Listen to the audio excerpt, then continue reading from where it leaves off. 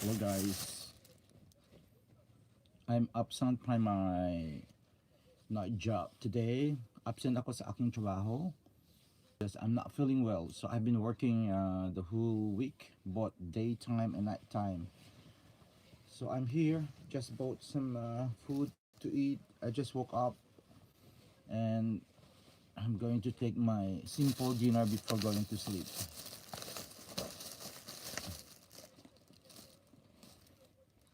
So let's eat. I would like to shout out to all my followers, and I would like to say take care to all the people of Japan because typhoon number 19, which brings very strong wind and rain, will strike this Saturday, October 12th, 2020, 2019. So please take extra care. My kababayans, my fellow Filipinos, and the rest of residents of Japan, please prepare for the landfall of typhoon number 19 this coming Saturday. So, by the way, I'm not feeling well, as what I've said a while ago. So, I just bought some dinner and I'm going to show you my eating time today before going to sleep.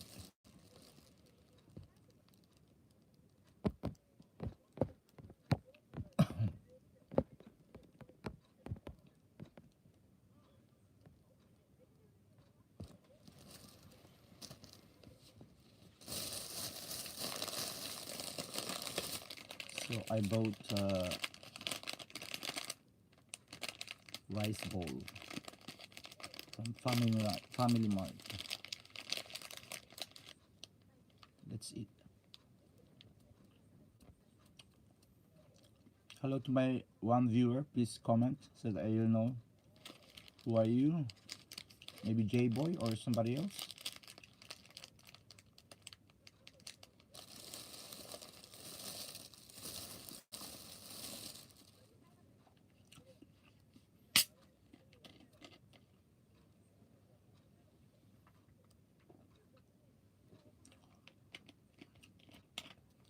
So with my new lifestyle, I have to learn how to say no to some situations that I feel that will not favor my condition. So since I was not feeling well, I have to say no to my night job today. So I'm absent. I just slept and just woke up, and I forgot to eat my dinner. So I went to the convenience store and bought some food for me to eat and go back to sleep.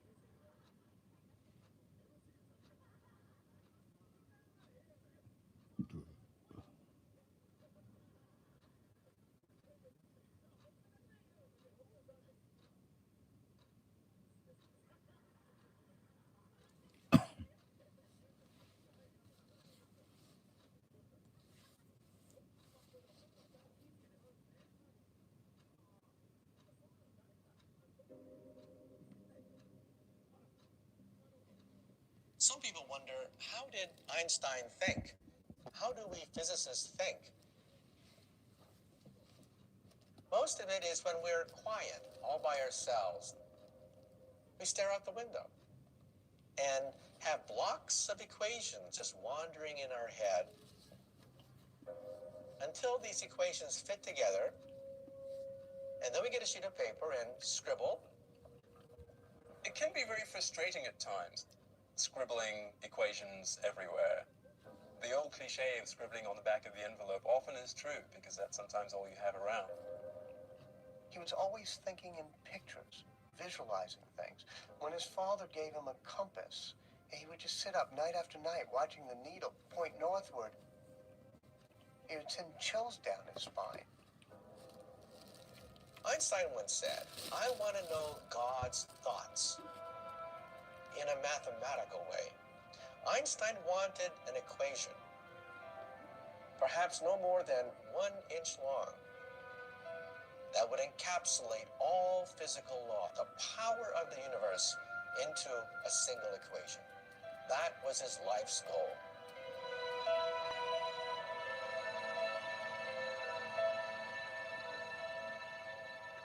In 1900, Albert Einstein is a 21-year-old undergraduate at the Swiss Federal Polytechnic. That this young man will one day be synonymous with genius was something none of his professors would have predicted. He would cut class. The professors thought he was a goof-off. As a consequence, Einstein couldn't get a single job after graduation. He even thought about switching fields. And there's Albert Einstein selling you life insurance? What a waste. Einstein thought he was such a loser. He wrote a letter to his family saying that it would be better if perhaps he was never born. Nobody was talking about the young Albert Einstein. He worked as a substitute teacher in short jobs in various towns of Einstein for academic positions. And he wrote to a very famous professor and asked him whether there were no positions available. His father passes away, thinking that young Albert is a total disgrace to the family. In 1902, the depressed and despondent young Albert moves to Bern, Switzerland's capital, and begins a career far from science. One of his friends arranges for in the Swiss patent office. In this office, on the 3rd floor, Einstein spends 6 Swiss government. Given a patent, you had all this information, and he had to strip it down to the essence, and that honed his skills as a physicist. He would very quickly dash off all the patents that he had to analyze. He didn't find the work very strenuous. It was not so intellectually demanding. And it would give him ample time to contemplate the universe. He never would have been very good at a university kissing up to a senior professor. He was much better at a stool in the patent office, trying to daydream about what is it like to ride alongside a light beam. From that job, he would launch a revolution which would change world history. Versus understood. In 1905, in what's been called his miracle year, he publishes in his spare time 4 visionary papers. The first of which answers the age-old question, what is light? The photoelectric effect. This paper, written by this total unknown, showed that light comes as a particle called the photon. We use that in television, we use that in lasers. In another paper, the 26-year-old Einstein posits something we now take for granted, the existence of atoms. People didn't believe in atoms in those days, but they proved that atoms can actually make small little dust particles move in a liquid. And he calculated the size of atoms. These papers would have been a remarkable career for any physicist, but Einstein is far from finished.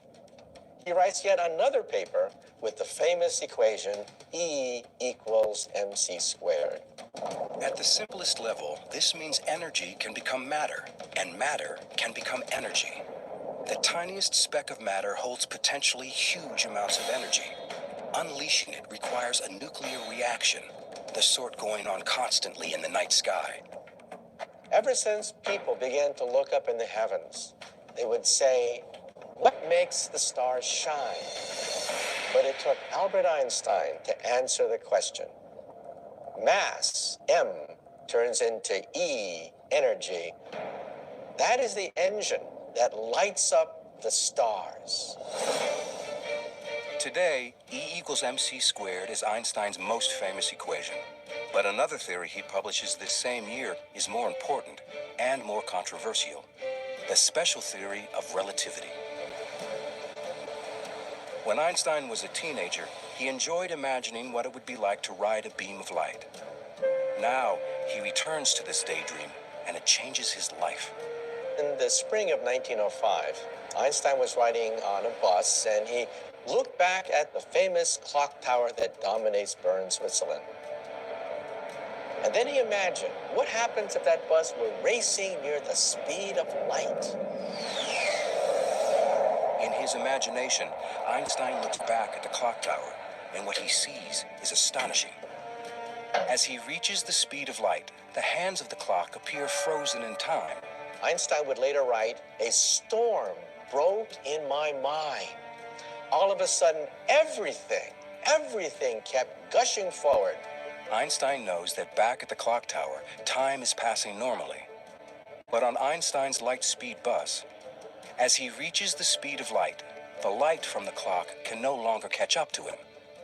The faster he races through space, the slower he moves through time.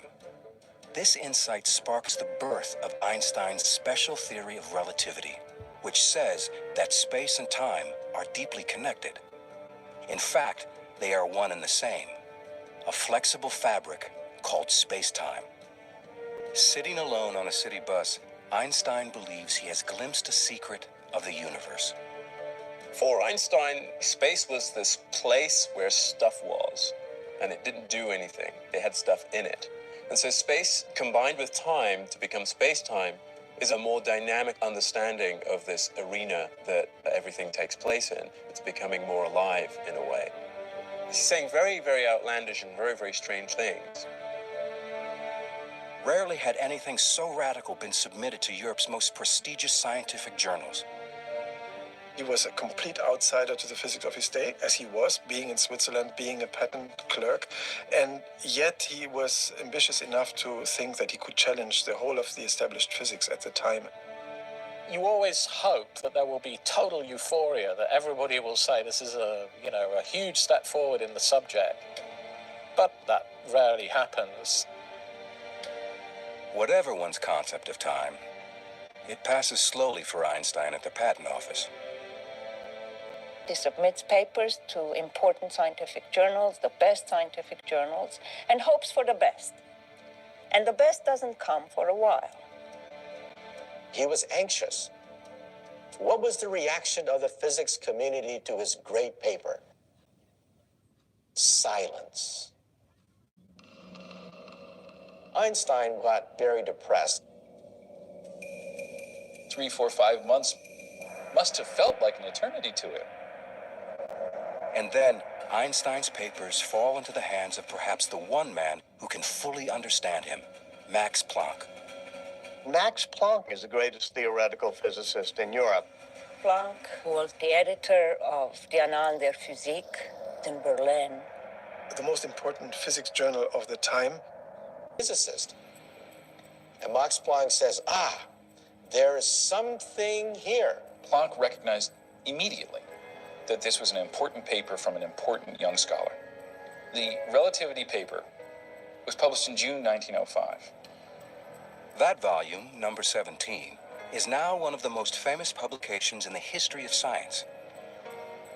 At the time, Einstein wasn't even a scientist. He's still applying for jobs at colleges, high schools, always getting rejected. We call it Einstein's miracle year. It is certainly not a time that he would describe himself as a miracle year. Miracles convey a sense of something happening easily. I don't think that Planck knew that Einstein was a patent clerk of the third class. So he must have then become curious about who this unknown Albert Einstein in Bern was. This unknown Einstein is in fact the father of a one-year-old son and husband to a quiet and serious fellow student from the Swiss Polytechnic, Mileva Maric. When he was at the Polytechnic in Zurich, he was quite a ladies' man. He would play his violin at ladies and women in his day. But Mileva caught his eye. Mileva is the only woman in the class. Here was a physicist. He was smitten. In a temporary detour from their shared scientific passions, Albert and Mileva are married in 1903. A year later, their first son, Hans Albert, is born. The Einstein family lives in this small two-room apartment in the Swiss capital. The rather limited circumstances in which they lived were not what he would have hoped for at this stage in his life. Mileva had always wanted to be a great physicist, but she flunks her exams at the end of her terms at the Zurich Polytech. She becomes a sounding board on all the great miracle year papers of 1905, especially the special relativity paper. She helps type it up, she helps check the math, but she ends up being a housewife. Einstein is trying to do his scientific work at the same time that he's working 6 days a week. In 1907, Einstein agrees to write a new article explaining special relativity. But when he re-examines his theory, he finds it seriously limited. It was called special relativity for a reason, and that was because it really only dealt with moving at constant speeds. In other words, Einstein's special theory of relativity only applies to a special case, an object moving in one direction at a constant speed. But Einstein wants to understand the real world, and the real world doesn't work that way. Einstein realized that his theory failed for accelerations. But in our universe, everything accelerates. On a bumpy road, jet airplanes, on a subway car, everything's accelerating. So there was a defect in special relativity. On Einstein's imaginary journey, if his speed varies at all, his theory, his notion of how objects behave in time and space, falls apart. His scientific mind wants to apply to all cases. Einstein knows that for his theory to work, it has to account for everything in the universe. And that includes the pervasive and invisible force that holds everything together. Gravity. Gravity is everywhere. Gravity holds us to the floor. Gravity holds the sun together, the solar system together. Where was gravity in Theory of relativity into a general theory of relativity. A theory that will explain not just time, but also gravity. He realizes he will be fighting more than 2 centuries of scientific thought and his hero, Sir Isaac Newton. It's 1907, and the 28-year-old Albert Einstein is still a patent office bureaucrat. It has been 2 years since he published his special theory of relativity, and the ambitious Einstein decides to advance an even more radical interpretation of the universe, a general theory of relativity. Doing this will require him to take on his scientific hero, Sir Isaac Newton. In Einstein's time, Isaac Newton was God. Newton was the founder of modern science. This is the actual first edition of Newton's Principia Mathematica of 1687. This priceless artifact is the very, very famous book which became the foundation of universal physics for centuries, until Einstein upset the apple cart. It has been almost 250 years since the apple fell from the legendary tree on Isaac Newton's estate, giving Newton the inspiration to formulate his law of gravity. Newton said that if an object falls, it's because there's a mysterious force called gravity pulling it down. But you know, Isaac Newton himself was not satisfied by that. Objects move because they're pushed, not pulled. Objects move because they're pushed. So what is pushing this? Newton didn't know. So Newton simply threw his hands up and said, I don't know. So I'm going to invent something called gravitational pull. And Einstein said, no, this theory can't be. Really want to solve this problem. I want to really understand the whole universe. Max Planck said to him, you can work on gravity if you want to, but there are two problems. You're not going to be successful. The problem is too hard. And if you do, no one will believe you. It's an extremely difficult task. It's not clear where to... Ultimately, the thing that gives him that clue turns out to be his old faithful way of reasoning, the thought experiment. So it's what you and I would call daydreaming, but he gets to call them thought experiments because he's Einstein. He's in his office at the patent office, looking out at the window, and he imagined a man working on a roof. And he begins to wonder what would happen if one of those men were to fall off the roof. And then he had the happiest thought of his life, the inspiration of the ages. He had a vision. The man will not actually be feeling his own weight. He would be weightless. And then he imagined, if you're in an elevator and somebody cuts the cord, what happens to you? You fall. But the elevator falls at the same rate you do, so you are weightless inside the elevator. So then Einstein got it. It's as though gravity's been switched off. What's really going on? There is no such thing as gravitational pull. The Earth has curved the space around me, and space is pushing me into this chair. Space itself can be curved. That's crazy sounding. Space is adjustable. It's actually malleable. Space and time are malleable. It's this flexible thing that can be twisted. You bring an object into space, and it distorts the space around it. Why does the Earth go around the sun? Most people would say, well, the sun's gravity is yanking the Earth toward the sun in a circle. Wrong. The Earth is going around the sun because the sun has warped the space around pushing the Earth toward the sun. He had a new theory of gravity, a new theory of the universe. Einstein publishes his ideas about gravity.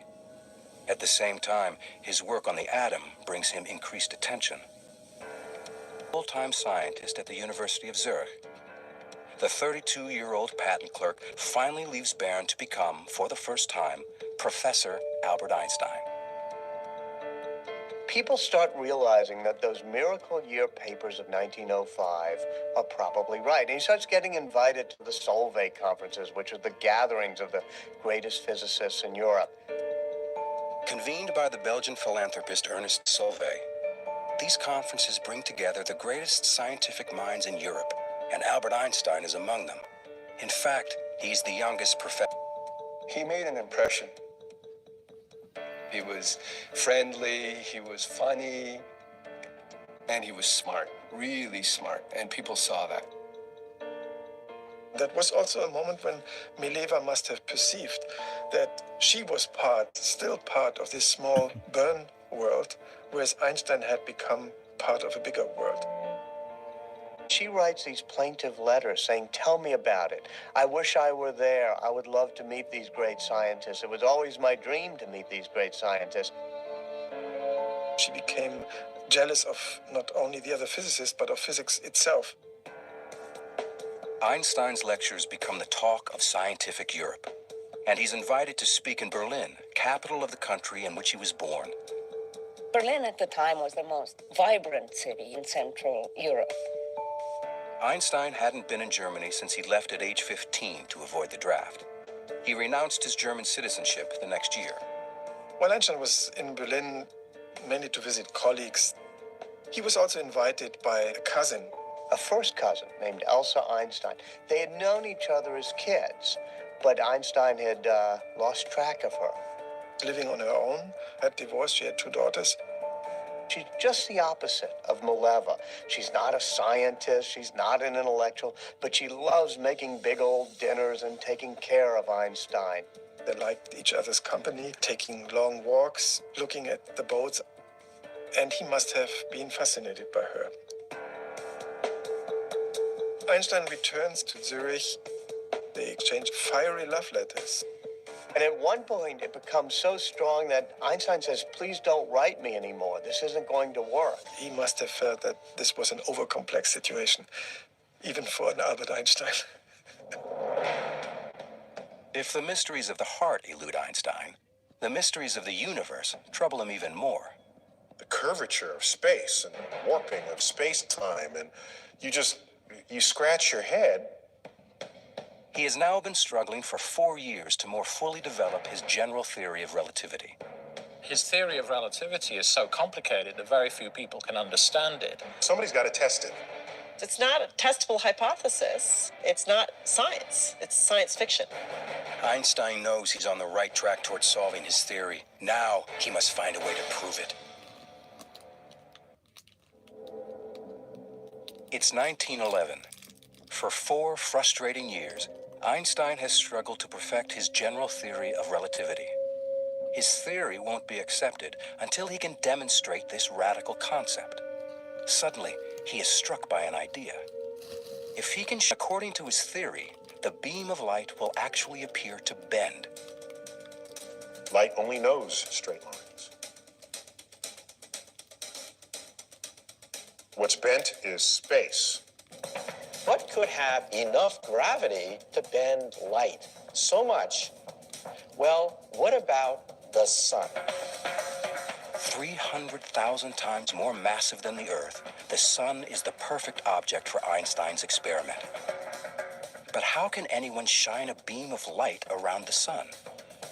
He says light from a distant star, as it passes right next to the sun, and the sun's gravitational field will be bent. Because space is bent around the sun.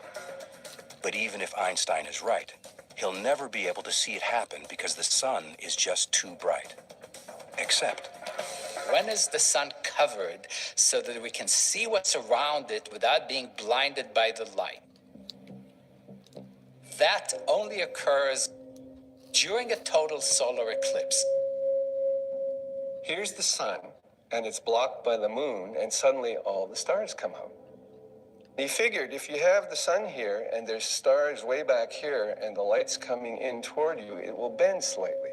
So to your eye, you think that the stars had gone out like that. Light going around the sun. That's something that even his mother could understand. Nobody actually was willing to say without doubt this is the truth until somebody can prove it by taking a picture. So, who do you turn to? You turn to the astronomers, the astrophysicists. Our laboratory is the entire universe. by 1912, Einstein believes he is finally on the verge of proving his long percolating and provocative theory. He publishes this revolutionary prediction and puts the call out to the astronomy world. Go out and measure. He said, go to an eclipse and do this observation. Nothing happened. He actually wrote to well-known astronomers trying to interest them in doing a test and was a little discouraged, I think, because he discovered, as people often do, that astronomers are busy people with many things to do and don't necessarily drop everything at the drop of a hat, even for Einstein. It's a frustrating and bitter setback for Einstein. But then, at the Berlin Observatory, a young assistant answers the call. He's an impassioned and brazen young man who's willing to go, quite literally, to the ends of the earth for Einstein. His name is Erwin Finley Freundlich. Freundlich was in his early 20s. He wanted to make a name for himself. He got a sense that here is my chance. This is new stuff. It's important stuff, and I could be part of it. I've seen the letter that goes in the other direction from Einstein to Freundlich, and it's all filled with this excitement. You astronomers can do great help to me by finding proof of the relativity theory. And that's Einstein, the human being, who is trying to get somebody to do things for him because he needs him. And he finds out from Freundlich that he's getting married to his girlfriend, Katja. And they're going to honeymoon in the Alps. So Einstein says, come to Zurich and let's To meet Einstein. He's looking for him out the window. And there he is. There's Einstein. He can recognize him because he's wearing this straw hat and he's standing out like a sore thumb. And this is the famous Einstein that he's corresponding with this prediction and this great opportunity.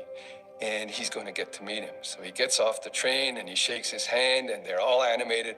And before they can talk, they whisk the couple off the train and they go to Frauenfeld nearby. It's a suburb. To their surprise, the newlyweds are spending their honeymoon in an auditorium, listening to Einstein speak. And in the middle of the lecture, Einstein says, we need this eclipse test, and the man who's going to decide is sitting in the audience. His name's Erwin Freundlich, and there he is, and everyone looks, and Freundlich has to stand up and be recognized. And so Freundlich was thrilled, this recognition at this great meeting. On the way back to Zurich, Einstein engages Freundlich in an intense discussion about gravitation while the new fiancée, Katja, just looks at the scenery. They start hatching up that plan of going to a total solar eclipse. The problem with the total solar eclipse, of course, is that it's only visible over a small area of the Earth because the shadow of the moon is actually only a few miles wide. They get these tables and they realize that the next total solar eclipse will occur in the Crimea, which is in Russian territory, on the 21st of August, 1914. Freundlich goes to his boss, says, look, let's go to Russia. I'm collaborating with Einstein. Will you put the money up? And he says, no way. He just refuses. Einstein is absolutely furious. Reaching beyond the European scientific establishment, Freundlich writes to the director of the Lick Observatory near San Jose, California, a rugged outpost of American astronomy. It was a community